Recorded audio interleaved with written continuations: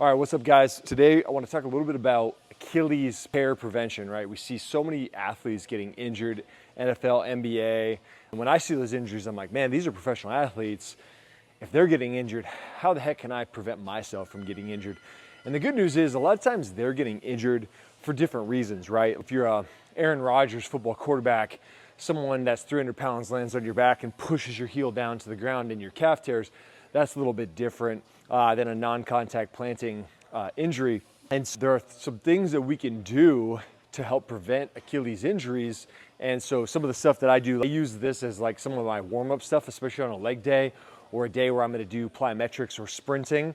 And so I'm gonna take you through those things today. So the first thing that I like to do is I like to work on lengthening the calf and Achilles muscle under load. And so a lot of times what we see is what I would call the Achilles death zone, which is as you're planting, right? If I was like playing football and I planted and my heel goes down to the ground and then I start to take off, my Achilles is really stretched and it's under a lot of load because I'm trying to propel myself forward. I'm gonna try to recreate that situation. And so one of the ones that I like to do is I like to go on a wedge that's in an incline and I'll work on a single leg calf raise. You could do this kind of holding on so you don't have to do it in balancing, or you could do it balancing. And you're just gonna really work on going down and getting a stretch into the Achilles and calf and then coming back up out of it.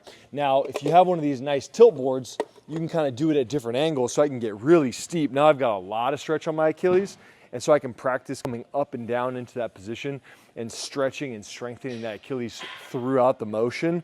The other thing that I'll do a lot of times is I'll get on a slant board and I'll do hopping exercises. And this is like working on getting my calf used to going flat down, getting that fast stretch, and then being able to explode back up. Before you do that phase, you might even just do like some bouncy calf raises. So my toes aren't actually leaving the ground. I'm just kind of bouncing up and down. But again, I'm trying to get my calf and Achilles used to that force.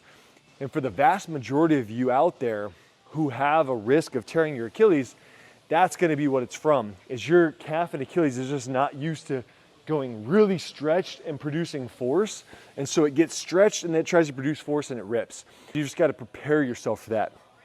The other thing that I like to do is sled pushing. What I'll do is I'll put the sled on as heavy as possible, and then I'm just doing slow pushing. And so, you might not have a sled. You could do like even just pushing into a wall. You don't have to be walking, but I'm trying to do a couple things. One, as I walk, sometimes I'm gonna let my heel stay down and then I'm gonna push off. I'm gonna work on stretching. And then some of my pushing, I'm gonna try to keep my heel elevated and I'm gonna push through the ball of my foot. And I'm just gonna work on creating stability in my ankle, because what I wanna be able to do first off is if I plant, I wanna be able to keep my heel up, because if I let my heel go down to the ground and then I plant off, again, I'm getting that really long stretch, and that overstretching could cause that tearing of that Achilles or the calf muscle. First thing I want to be able to do is really be able to absorb force without my heel going to the ground every time. These are a few different things that you can work on. I said, I sprinkle them into my daily program, especially for leg day.